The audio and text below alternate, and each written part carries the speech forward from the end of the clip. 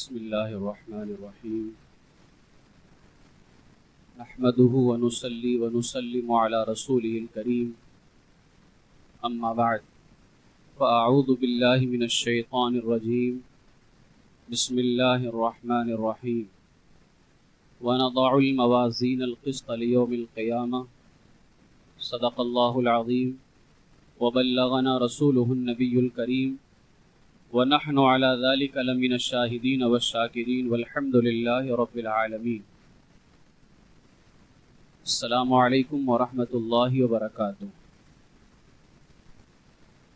ادب و احترام اور عقیدت و محبت کے ساتھ گنبد خضرا میں آرام فرمانے والے آقا و مولا امام الانبیاء دونوں جہاں کے دولہا ارواحنا فدا جناب محمد الرسول اللہ صلی اللہ تعالی علیہ وسلم کی بارگاہ بے کس پناہ میں درود و سلام کا نذرانہ پیش کریں اور پڑھیں. اللہم صلی علی سیدنا و مولانا محمد معدن الجود والکرم منبع العلم والحلم والحکم وبارک وسلم صلاۃ و سلاما علیک یا رسول اللہ صلی اللہ تعالی علیہ وسلم.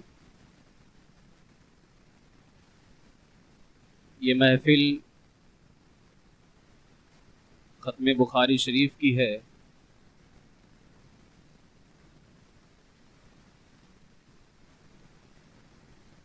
اللہ تبارک و تعالی کی بارگاہ میں دعا ہے کہ پروردگار عالم اس محفل ختم بخاری شریف کو اپنی بارگاہ میں قبول فرمائے. تمامی حضرات بالکل توجہ کے ساتھ ختم بخاری شریف کی محفل میں حاضر ہوں. اس محفل کو ہم حق چار یار کی محبت میں اور ان کے نام سے 4 حصوں میں تقسیم کریں گے. پہلا حصہ ختم بخاری شریف کی محفل کی شروعات کب ہوئی اور اس کے فوائد کیا ہیں. دوسرا حصہ صاحب کتاب یعنی امام بخاری رضی اللہ تعالیٰ عنہ کی سیرت کے حوالے سے. تیسرا حصہ خود بخاری شریف کے حوالے سے. اور چوتھا حصہ آخری حدیث کے حوالے سے. توجہ کے ساتھ گفتگو کو سماعت کریں. یہ محفل ختم بخاری شریف کی ہے. آخر اس محفل کی شروعات کب ہوئی؟ کیونکہ ختم بخاری شریف کی محفل دور رسالت مآب صلی اللہ تعالی علیہ وسلم میں تو نہیں تھی. تو اس حوالے سے امام ابن حجر عسقلانی رحمۃ اللہ تعالی علیہ جنہوں نے بخاری شریف کی شرح لکھی ہے فتح الباری،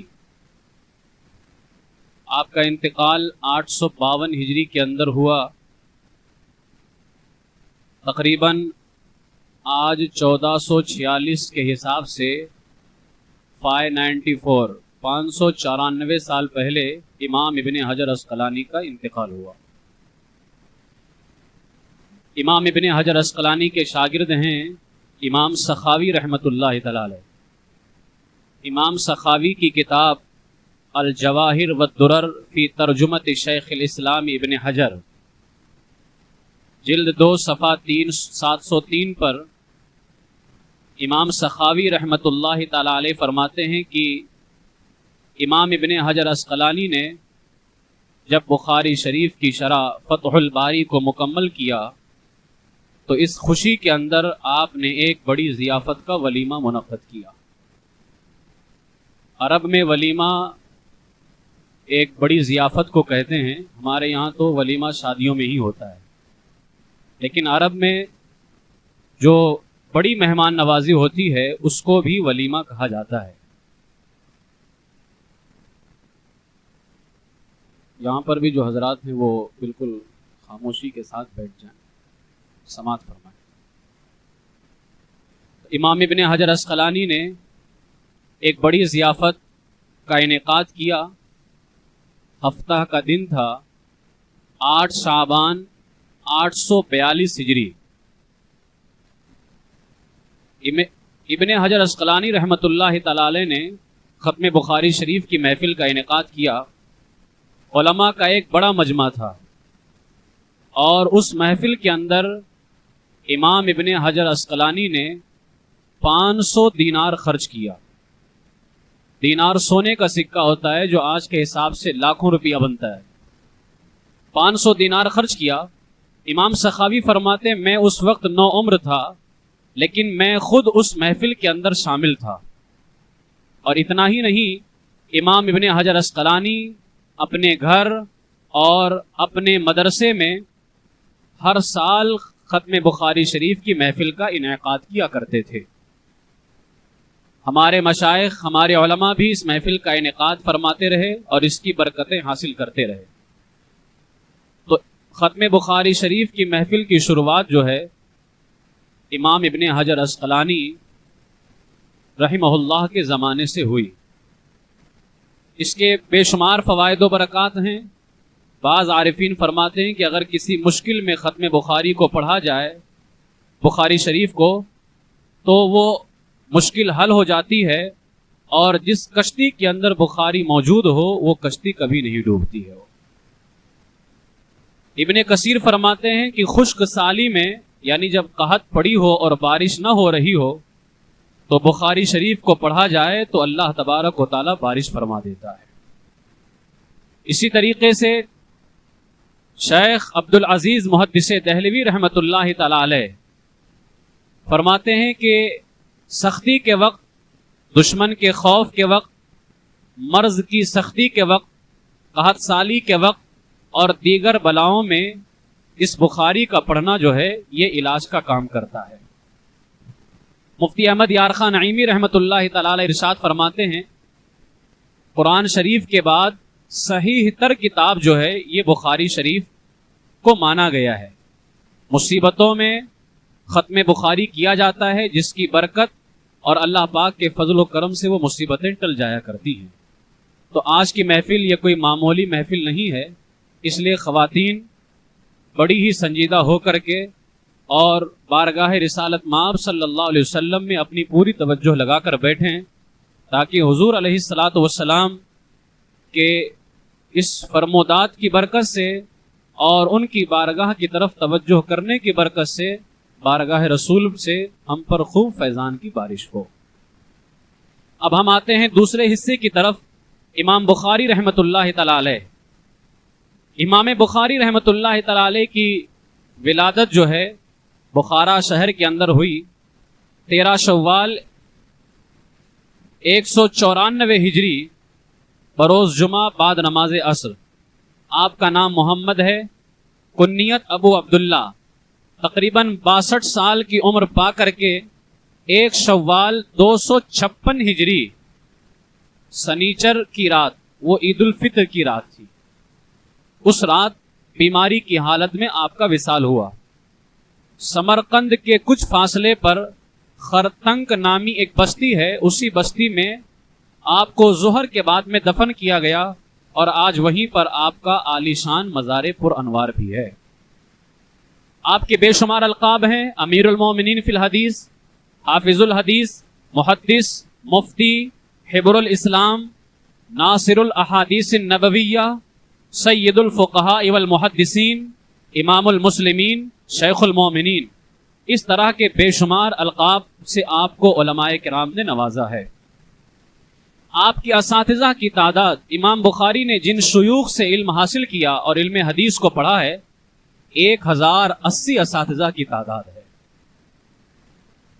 آپ کے شاگردوں کی تعداد، میرے اعلیٰ حضرت ارشاد فرماتے ہیں جب امام بخاری رحمت اللہ تعالی علیہ کا انتقال ہوا تو 90,000 شاگرد آپ محدث چھوڑ کر کے جا رہے ہیں. یعنی امام بخاری رحمت اللہ تعالی علیہ سے خود بخاری شریف کو ان کے زمانے کے اندر 90,000 محدثین نے سماعت فرمایا ہے اور وہ سلسلہ آج تک چلتا چلا آ رہا ہے.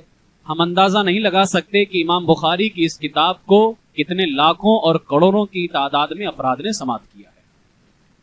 آپ کے جو والد گرامی تھے خود بڑے عالم اور ممتاز بزرگ تھے، اور آپ کی والد گرامی جن کا نام تھا اسماعیل، یہ عظیم فقیہ اور محدث حضرت عبداللہ ابن مبارک رضی اللہ تعالیٰ عنہ کی صحبت میں رہا کرتے تھے۔ مستجاب الدعوات بزرگ تھے، اور ایسے مستجاب الدعوات تھے کہ آپ بارگاہ الہی میں عرض کرتے، میرے مولا کیا میری ساری دعائیں تو دنیا میں ہی قبول کر لے گا، کچھ آخرت کے لیے بھی اس کو باقی رکھ۔ اس قدر آپ یعنی امام بخاری کے استاذ مستجاب الدعوات تھے۔ حضرت امام بخاری رحمۃ اللہ تعالی علیہ پورے رمضان شریف کے اندر 41 قرآن پاک مکمل فرمایا کرتے تھے، ایک قرآن پاک تراویح کے اندر، اور تہجد میں ہر 3 دن میں ایک قرآن پاک مکمل فرمایا کرتے تھے۔ تو اس طور پر پورے مہینے کے اندر 10 قرآن پاک مکمل ہوتا، اور روزانہ افطاری سے پہلے دن میں ایک قرآن پاک مکمل ہو جایا کرتا تھا۔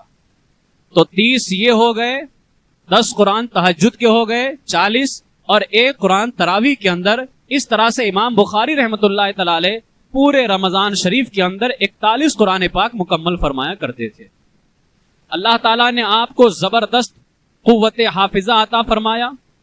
ایک مرتبہ خراسان کے مشہور شہر بلخ کے اندر آپ تشریف لے کر کے گئے، تو لوگوں نے کہا حضور حدیث سنائیں، تو 1000 احادیث مبارکہ آپ نے زبانی سنا دیا، 1000 احادیث مبارکہ۔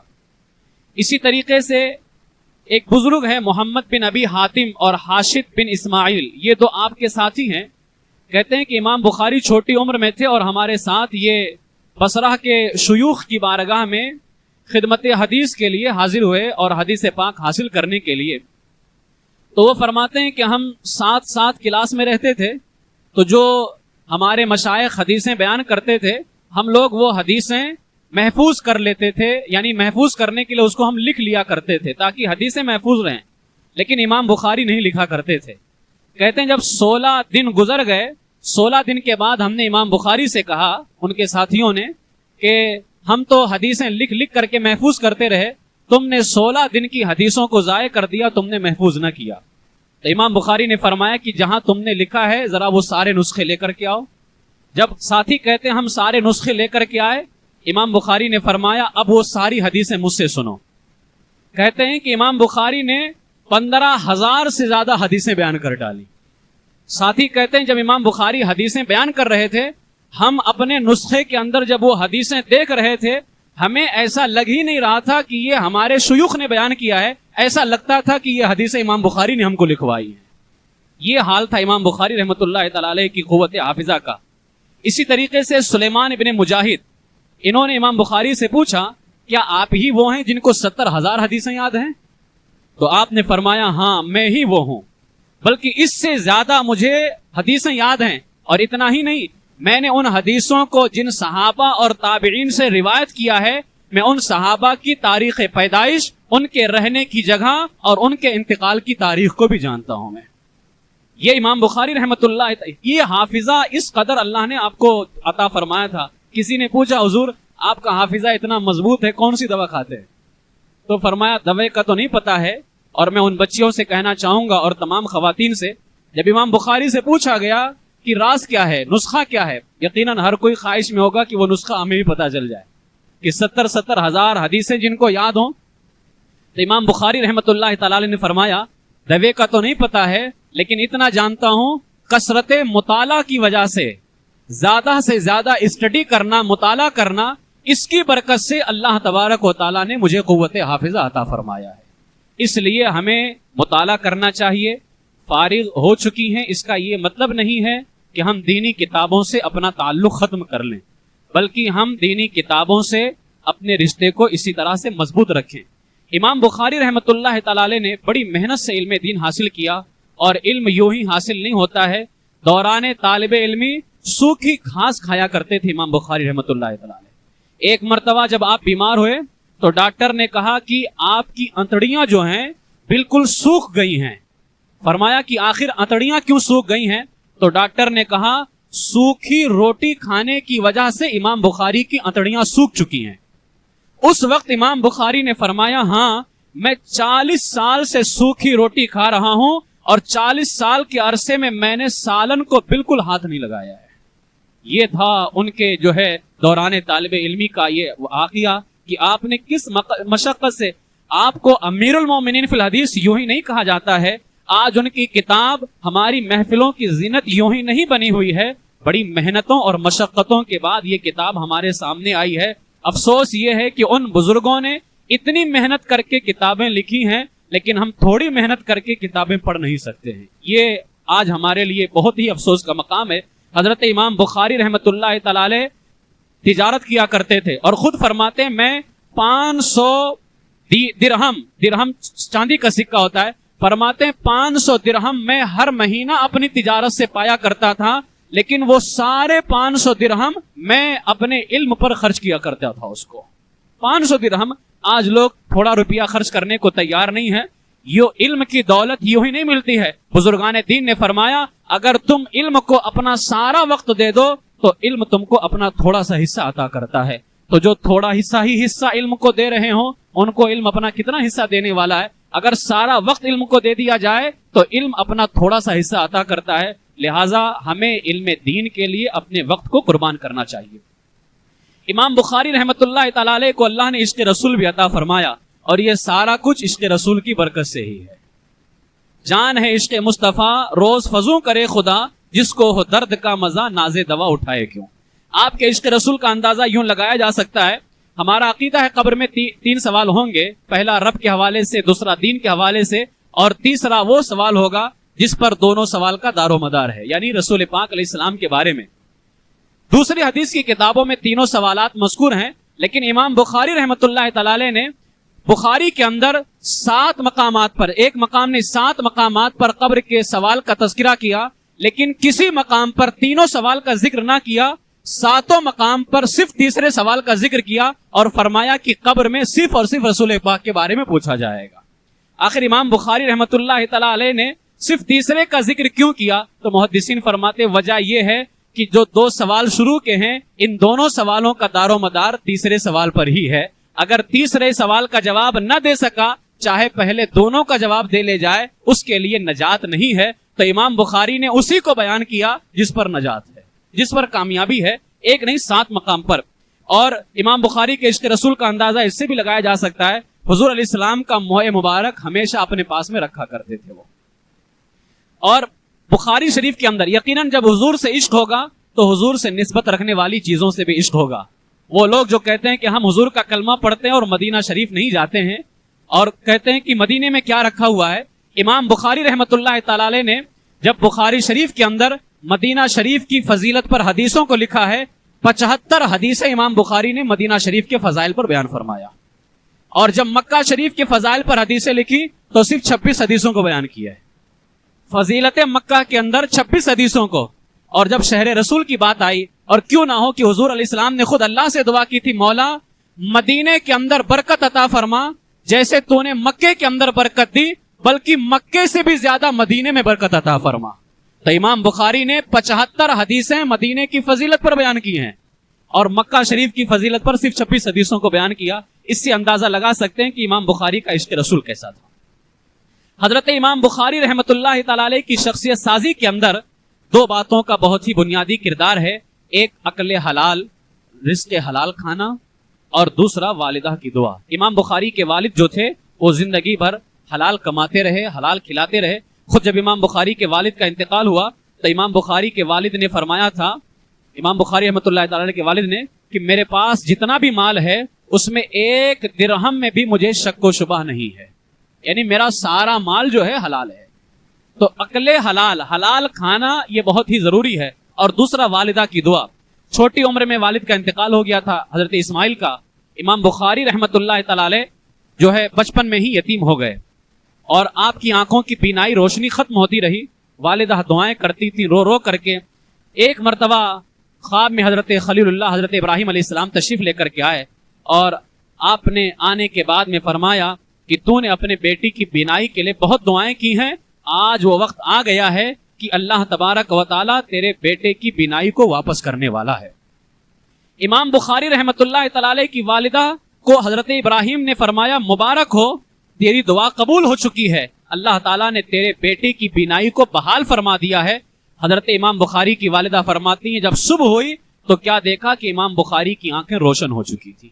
اس سے پتا چلا کہ والدین کی دعائیں ہمیں لینی چاہیے۔ ہماری زندگی کے اندر کامیابی کا ایک راز والدین کی دعائیں بھی ہیں اور رزق حلال بھی ہے، لہٰذا حلال کھانے کی کوشش کریں، حرام رزق سے اپنے آپ کو بچائیں اور والدین کی دعاؤں کو حاصل کریں۔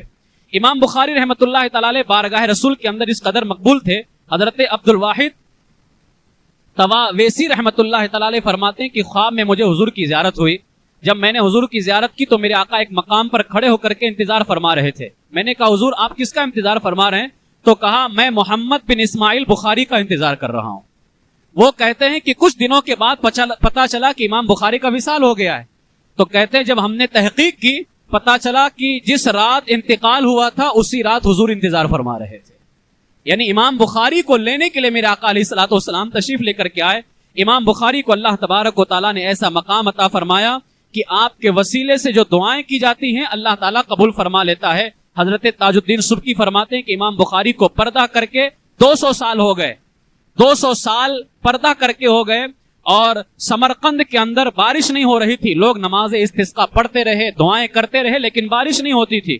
فرماتے ہیں ایک مرتبہ ایک بزرگ نے شہر کے قاضی کو آ کر کے مشورہ دیا کہ تم ایک کام کرو، امام بخاری کی قبر پہ جاؤ اور اللہ سے بارش کی دعا کرو۔ اب اندازہ لگاؤ، اور ان لوگوں کا گھٹیا عقیدہ جو یہ کہتے ہیں کہ قبروں پہ جانے سے کیا ہوتا ہے، امام بخاری کو پردہ کر کے 200 سال ہو چکے ہیں، 200 سال کے بعد جب ان کی قبر پر شہر کا قاضی لوگوں کو لے کر کے وہاں پہنچا ہے، فرماتے ہیں کہ جب امام بخاری رحمت اللہ تعالی علیہ کے وسیلے سے اللہ کی بارگاہ میں دعا کی گئی، فوراً بارش ہوئی اور 7 دنوں تک کے بارش ہوتی رہی۔ سمرقند سے لے کر کے مقام خرتنک تک کے جہاں امام بخاری کا مزار ہے وہاں تک کے بارش ہی بارش، پانی ہی پانی، حتیٰ کہ لوگوں کو سمرقند جانا دشوار ہو گیا تھا۔ یعنی خرتنک میں آپ کا مزار شریف تھا، وہاں سے لوگ سمرقند جانے کے لیے پریشان ہو گئے۔ 7 دن تک کے لگاتار جو ہے بارش ہوتی رہی۔ اور امام بخاری رحمت اللہ تعالی علیہ کے حوالے سے ابن حجر اسقلانی فرماتے ہیں جب آپ کو دفن کر دیا گیا تو ابن حجر بیان کرتے ہیں کہ دفن کرنے کے بعد امام بخاری رحمت اللہ تعالی علیہ کی قبر مبارک سے مشک کی خوشبو آتی تھی، اور کئی دنوں تک کے جو ہے امام بخاری رضی اللہ تعالیٰ عنہ کی قبر سے مشک کی خوشبو آتی رہی۔ یہ اذان اپنی مسجد کی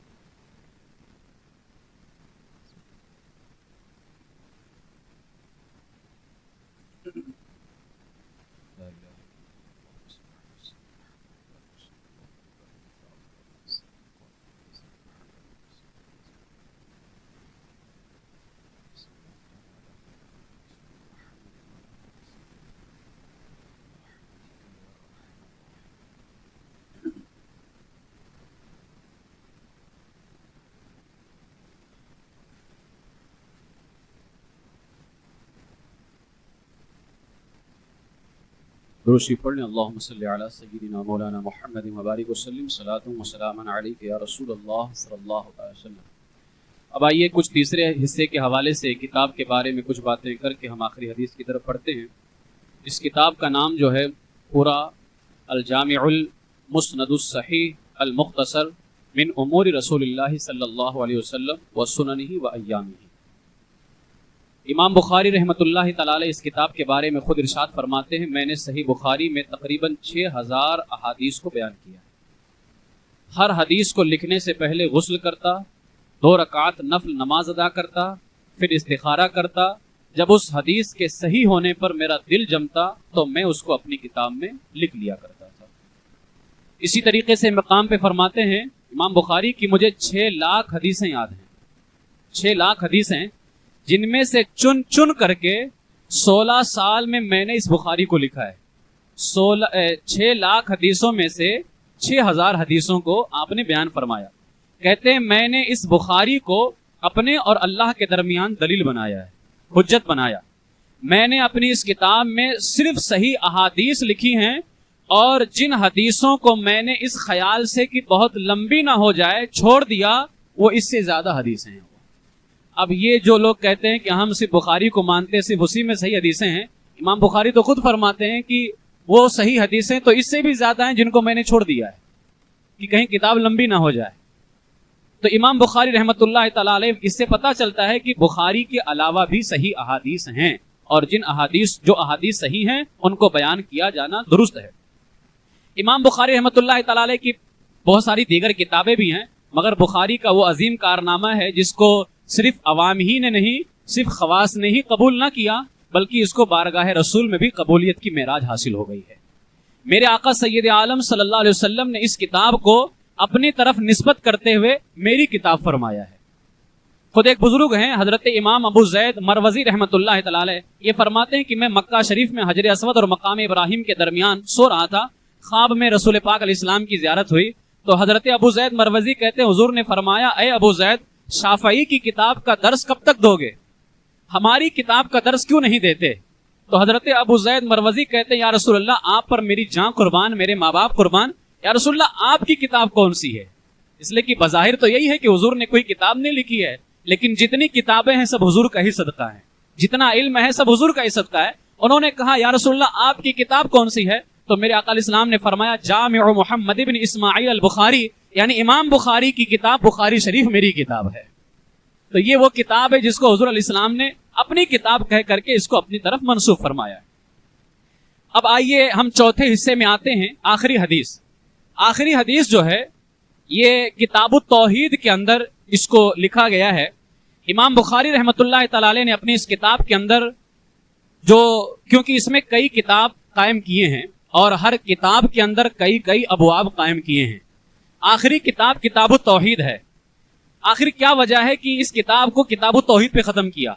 جب آپ دیکھیں گے امام بخاری کی اس کتاب کو تو شروع میں کتاب و باب بدء وحی رسول اللہ صلی اللہ علیہ وسلم، حضور علیہ الصلوۃ والسلام پر جو وحی ہوتی تھی اس کے تذکرے سے امام بخاری نے بخاری کو شروع کیا، اور آ کر کے ختم کیا ہے توحید پہ۔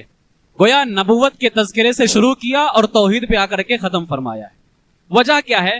تو فرماتے ہیں کہ اس حدیث کے اندر جہاں نبوت کا تذکرہ ہے اس کے اندر امام بخاری نے ایک حدیث لکھی ہے انما الاعمال بالنیات، فرمایا اعمال کا دار و مدار نیتوں پر ہے۔ تو امام بخاری نے اپنی اس کتاب کو شروع کر کے بتایا کہ کوئی بھی نیک کام کرو اپنی نیت درست رکھنی چاہیے، اس لیے کہ ہر عمل کا دار و مدار نیت پر ہے۔ اور اس کتاب کو کتاب التوحید پہ ختم فرمایا، اور اس میں کتاب التوحید کے اندر سب سے آخری باب جو لکھا ہے وہ معتزلہ کے رد کے اندر لکھا ہے۔ اس سے یہ بھی پتا چلتا ہے کہ کوئی بھی کام کرو یا کوئی درس یا بیان، اگر ضرورت ہے اس بات کی کہ باطل فرقوں کا رد کیا جائے اور اس وقت کوئی فتنہ اٹھ رہا ہو، تو امام بخاری نے اپنی اس کتاب کو معتزلہ کے رد کے اندر آخری باب قائم کر کے بتا دیا کہ جو رد کرنا باطل فرقوں کا یہ فرض اعظم ہے، اس کو چھوڑا نہ جائے بلکہ رد ضرور کیا جائے تاکہ باطل فتنوں سے لوگ آگاہ ہو جائیں اور ایسے ایمان کے لٹیروں اور چوروں سے اپنے ایمان کو بچا سکے۔ اسی لیے امام بخاری رحمۃ اللہ تعالی علیہ نے اس کتاب کے اندر جو ہے سب سے آخری باب جو لکھا ہے وہ معتزلہ کے رد کے اندر۔ اچھا یہاں ایک بات بتا دوں، اس سے پہلے جو باب ہے، سیکنڈ لاسٹ جو باب ہے، امام بخاری نے اس کو باندھا ہے بابن قراءۃ الفاجر والمنافق اصواتهم وتلاوتهم ولا يجاوز حناجرهم، خارجیوں کے رد میں لکھا ہے. اس سے پہلے والی جو حدیث ہے، یعنی یہ جو باب ہے باب قول اللہ عز وجل ونضع الموازین القسط، اس سے پہلے والا جو باب ہے اس کو امام بخاری نے خارجیوں کے رد میں قائم کیا ہے. اور خارجی وہی حضرات ہیں جو توحید کا دعویٰ کرنے والے تھے اور توحید کا غلط مطلب بیان کر کے لوگوں کو گمراہ کیا کرتے تھے. آج بھی بہت سارے وہابیہ دیابنا اور باطل فرقے معاذ اللہ ولیوں کی شان میں گستاخی کر کے اور توحید کے ٹھیکیدار بنتے ہیں. امام بخاری رحمت اللہ تعالی علیہ نے اپنی اس کتاب کے اندر سیکنڈ لاسٹ حدیث خوارج کے رد کے اندر بیان کیا اور سب سے آخری حدیث معتزلہ کے رد کے اندر بیان کیا اور فرمایا ہرگز ہرگز توحید جو ہے خارجیوں سے نہیں لینا ہے، اس لیے کہ یہ مکار ہوتے ہیں، جھوٹے ہوتے ہیں. توحید اگر لینا ہے تو صحیح معنوں میں اہل سنت و جماعت سے لینا ہے. یہ امام بخاری رحمت اللہ تعالی علیہ کا طرز عمل ہے. امام بخاری رحمت اللہ تعالی علیہ نے اب یہاں پر جو باب قائم کیا ہے باب قول اللہ عز وجل.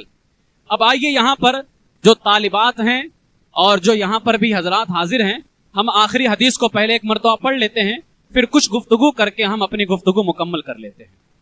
تمامی حضرات جو ہے نہایت احترام کے ساتھ ادب کے ساتھ، خواتین بھی بیٹھیں اور جو خواتین ہیں اور جو طالبات ہیں یہ دھیمی آواز کے اندر پڑھیں، اور یہاں پر جو حضرات ہیں یہ تمام حضرات جو ہے پڑھ لیں برکت کے لیے. بسم اللہ الرحمن الرحیم. باب قول اللہ ونضع الموازین القسط لیوم القیامت وان اعمال بنی آدم وقولهم یوزن. وقال مجاہد القسطاس القسطاس العدل بالرومیہ ويقال القسط مصدر المقسط وهو العادل واما القاسط فهو الجاهر. حدثنا احمد بن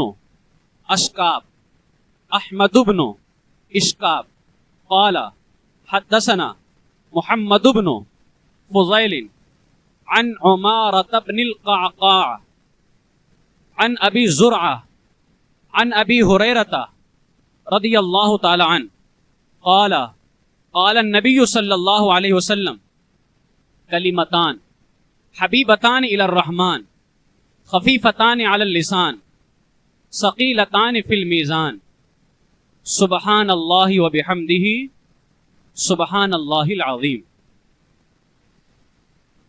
اللہ کا فضل و کرم ہے کہ ہم نے ان الفاظ کو ادا کیا جو میرے آقا علیہ الصلوۃ والسلام کے لبہائے مبارک سے نکلے ہوئے ہیں. اللہ تعالی ہمیں ایسا موقع بار بار عطا فرمائے.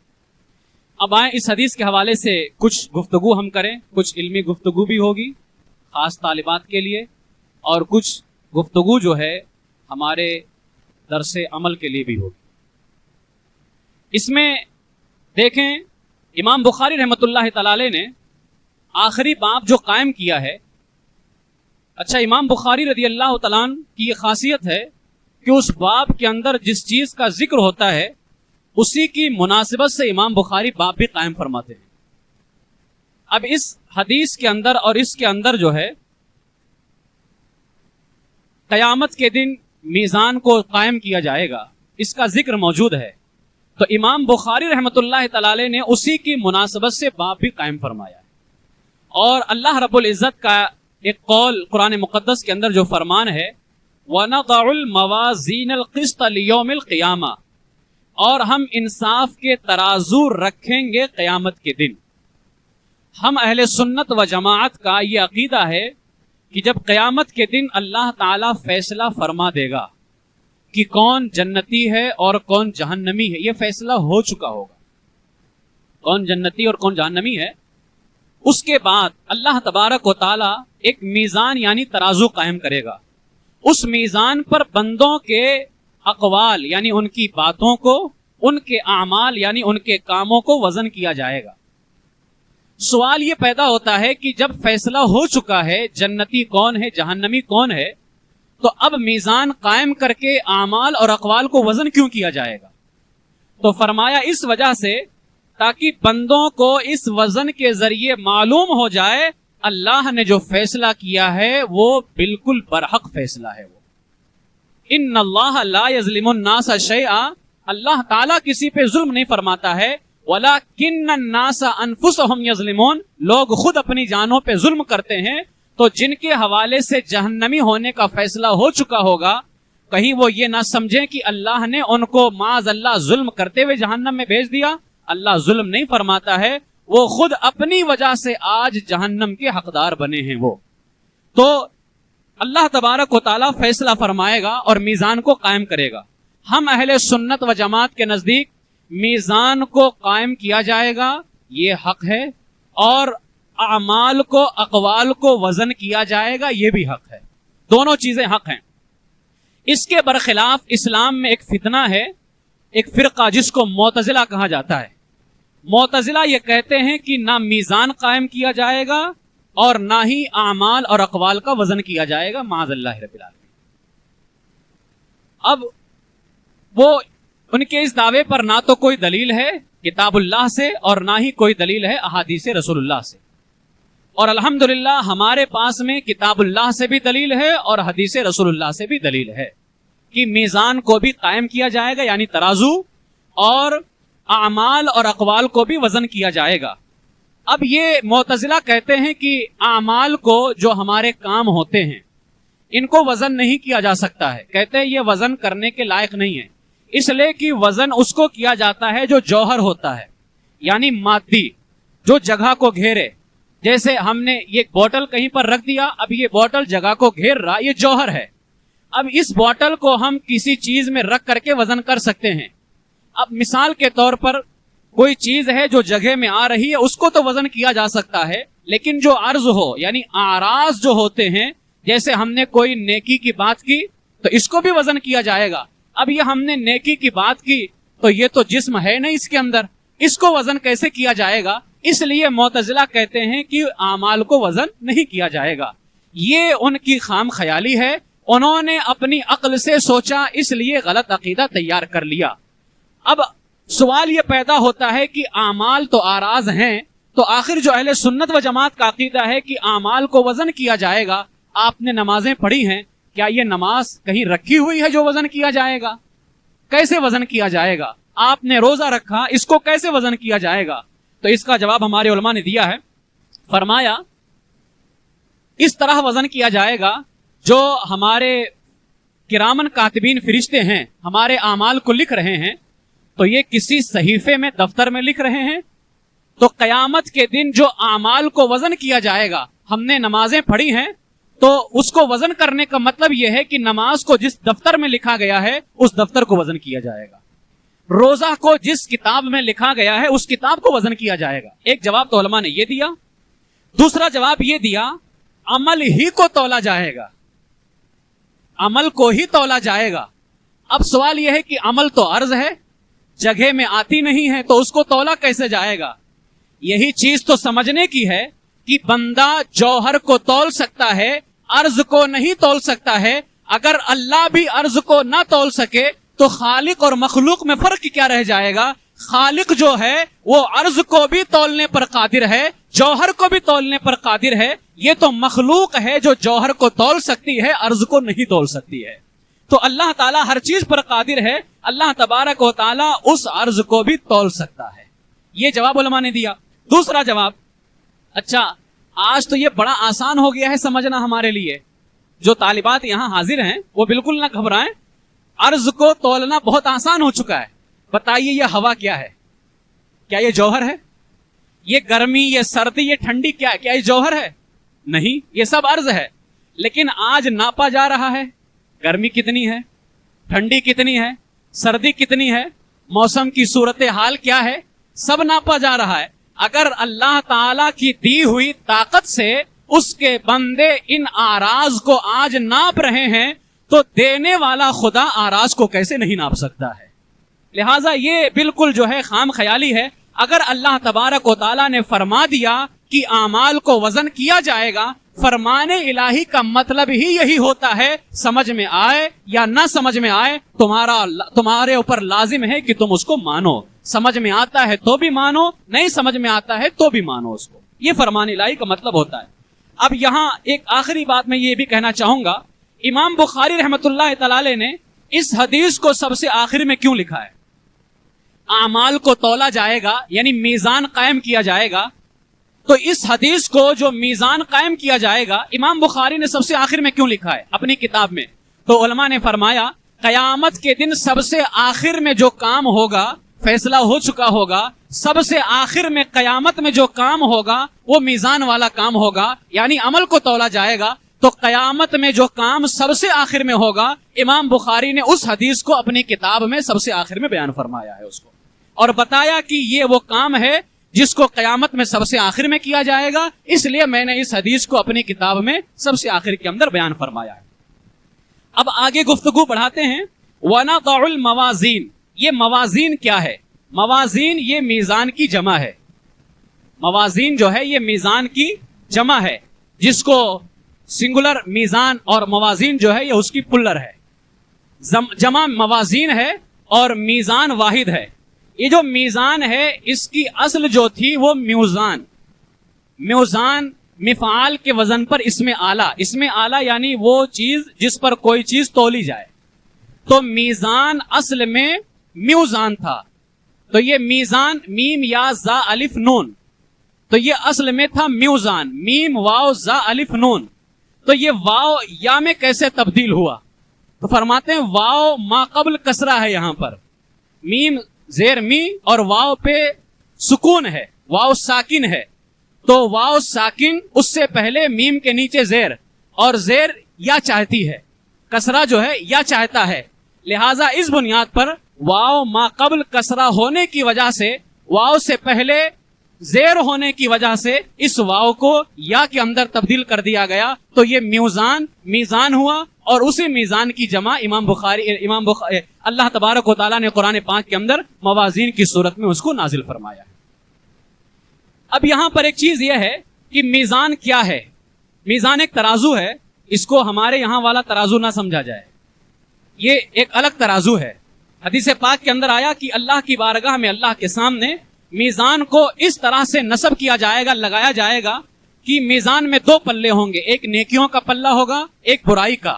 فرماتے ہیں کہ اللہ کے سامنے میزان کو قائم کیا جائے گا، نیکیوں کا پلہ عرش کے دہنی طرف ہوگا، بالکل جنت کے مقابلے میں، جنت کے سامنے، ٹھیک ہے، داہنے طرف عرش کے، اور برائیوں کا جو پلہ ہوگا وہ عرش کے بائیں طرف جہنم کے بالمقابل میں ہوگا، یہ عرش ہوگا۔ امام ترمذی نے نوادر الاصول کے اندر بیان کیا، امام ابو القاسم لالکائی نے اپنی کتاب السنہ کے اندر اس کو بیان فرمایا۔ اور اعمال جو تولے جائیں گے تو اعمال کے تولنے کا کام یا تو حضرت جبریل کے سپرد ہوگا یا حضرت اسرائیل کے سپرد ہوگا، دونوں روایتیں ہیں کہ ان دونوں میں سے کوئی ایک عمل کو تولے گا، اور اس کی نگرانی کرنے والے ہم سب کے باپ حضرت آدم علیہ الصلوۃ والسلام ہوں گے، اس کی نگرانی فرمائیں گے۔ امام لالکائی نے کتاب السنہ میں بیان کیا کہ میزان کا ایک پلہ، وہ جو ترازو ہے وہ ہمارے یہاں والے پلے جیسا نہیں ہے، فرمایا میزان کا ایک پلہ اتنا وسیع ہوگا، اتنا چوڑا ہوگا کہ ساتوں آسمان و زمین اس میں رکھ دیے جائیں تو بھی بھرے گا نہیں، وہ ساتوں آسمان و زمین اور زمین کے درمیان، آسمان کے درمیان جتنی چیزیں ہیں سب رکھ دی جائیں تو وہ بھریں گی نہیں۔ اور ایک روایت میں کہ حضرت داؤد علیہ السلام نے اللہ سے کہا مولا میں میزان دیکھنا چاہتا ہوں، وہ ترازو دیکھنا چاہتا ہوں۔ جب ان کو میزان دکھایا گیا تو ان پر غشی طاری ہو گئی، جب افاقہ ہوا، غشی سے باہر آئے تو کہنے لگے اے اللہ، میزان کے بھرنے پر کون قادر ہے؟ اتنا وسیع ہے کہ اس کو کون بھر سکتا ہے؟ اللہ نے فرمایا اے داؤد، جس سے میں راضی ہوں گا۔ اب یہ بہت ہی غور طلب بات ہے۔ اللہ نے فرمایا اے داؤد، جس سے میں راضی ہوں گا اس کے ایک چھہارے صدقے سے میزان کو بھر دوں گا میں، یا میں جس سے راضی ہوں گا اس کے لا الہ الا اللہ پڑھنے سے بھر دوں گا میں۔ شرط یہ ہے کہ اللہ راضی ہو۔ اب آج جو لوگ حضور علیہ الصلوۃ والسلام کی شان میں گستاخیاں کرتے ہیں، بتائیں جب تک حضور راضی نہیں ہوں گے اللہ کیسے راضی ہو جائے گا؟ خدا کی رضا چاہتے ہیں تو عالم خدا چاہتا ہے رضائے محمد صلی اللہ علیہ وسلم، جب تک حضور راضی نہیں ہوں گے اللہ راضی نہیں ہوگا۔ اور اللہ فرماتا ہے میں راضی ہوں گا تو میزان کو بھرا جائے گا، میں اگر راضی ہوا تو ایک چھہارے سے بھی میزان کو بھر دیا جائے گا۔ حضرت امام بخاری رحمت اللہ تعالی نے اپنی گفتگو کو آگے بڑھایا اور پھر آگے فرماتے ہیں وَأَنَّ أَعْمَالَ بَنِي آدَمَ وَقَوْلَهُمْ۔ اچھا یہاں ایک چیز ہے کہ میزان، امام بخاری نے اس کی جمع موازین، قرآن پاک میں اس کی جمع موازین ہے۔ آخر کیوں؟ کیا سوال یہ پیدا ہوتا ہے کہ جمع لے کر کے آئے تو جمع تو اس کے لے کر کے آتے ہیں جو بہت ساری چیزیں ہوں، تو موازین جو میزان کی جمع لائی گئی ہے، تو سوال یہ پیدا ہوتا ہے کیا ہر انسان کا الگ الگ ترازو ہوگا قیامت میں؟ میرا الگ تولا جائے گا الگ میزان کے اندر، آپ کا الگ ترازو ہوگا، آپ کا الگ ترازو ہوگا۔ اور ایک سوال یہ بھی پیدا ہوتا ہے اگر انسانوں کے الگ الگ نہیں تو کیا اعمال کے الگ الگ ترازو، نماز کا الگ ترازو، روزے کا الگ ترازو؟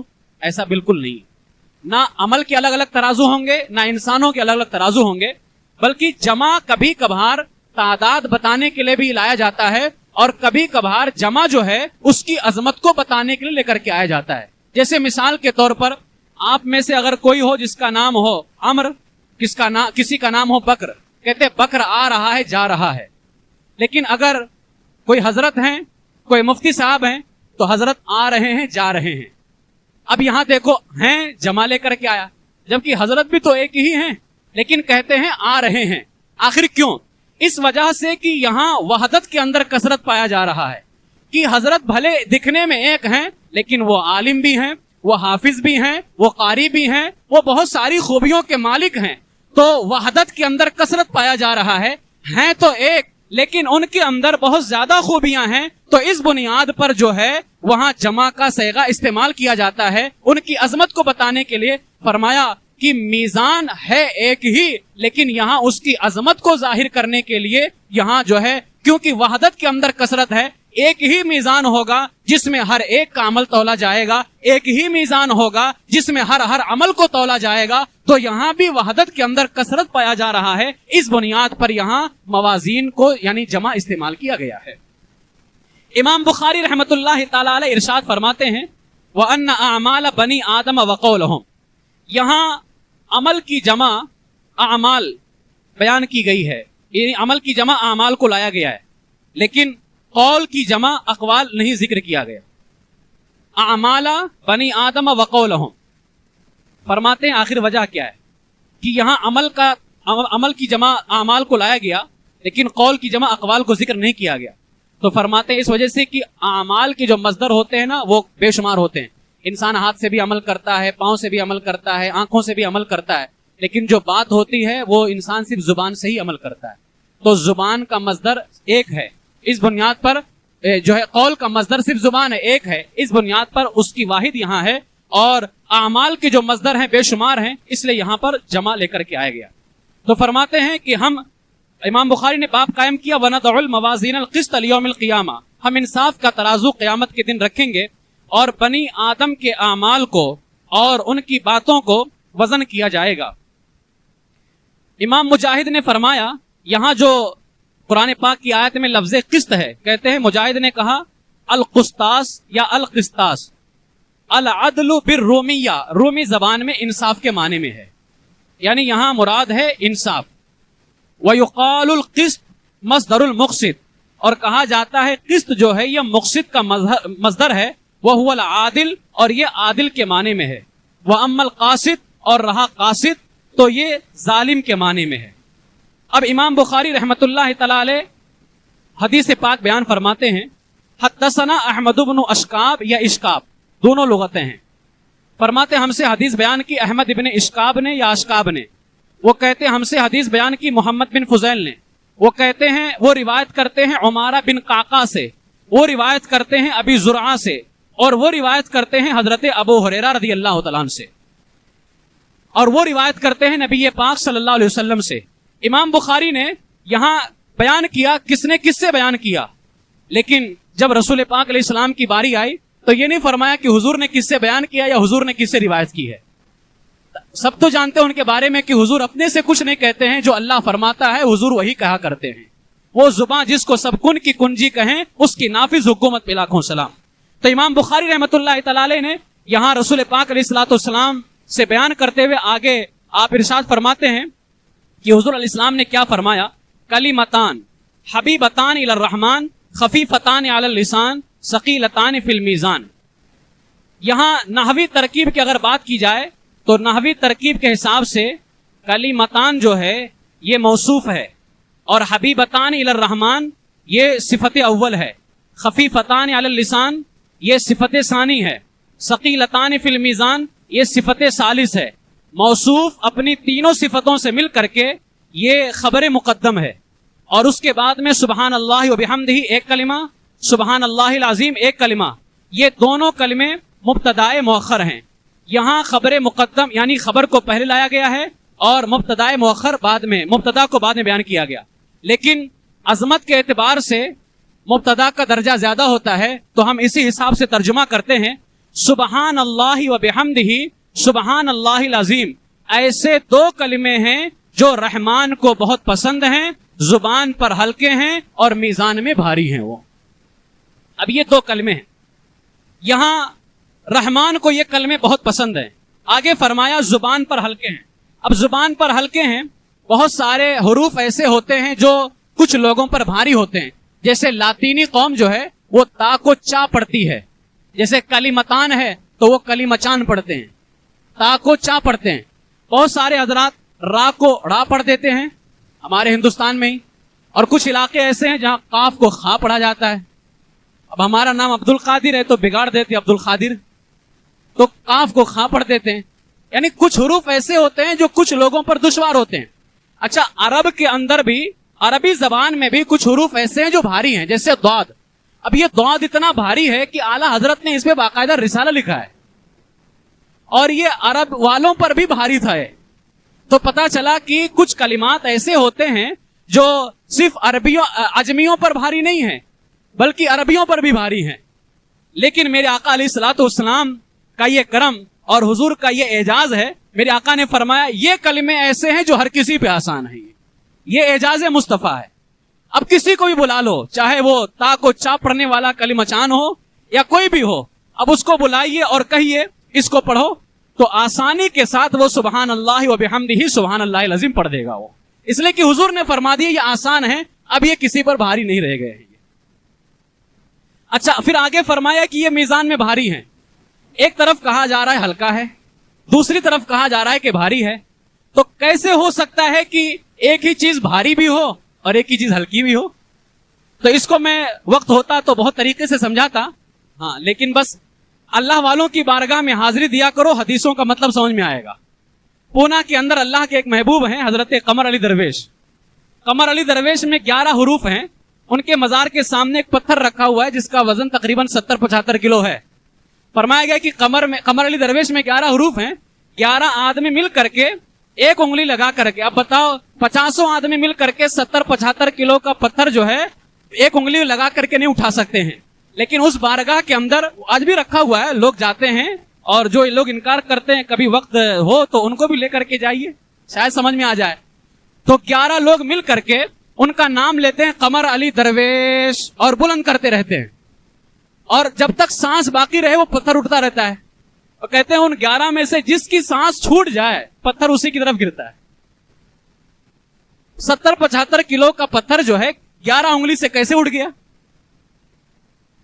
اور یہ بھی کمال ہے کہ کسی کے پاؤں پہ نہیں گرتا ہے وہ. اب وہ پتھر، اب اس حدیث کا مطلب میں وہی سے سمجھا دیتا ہوں.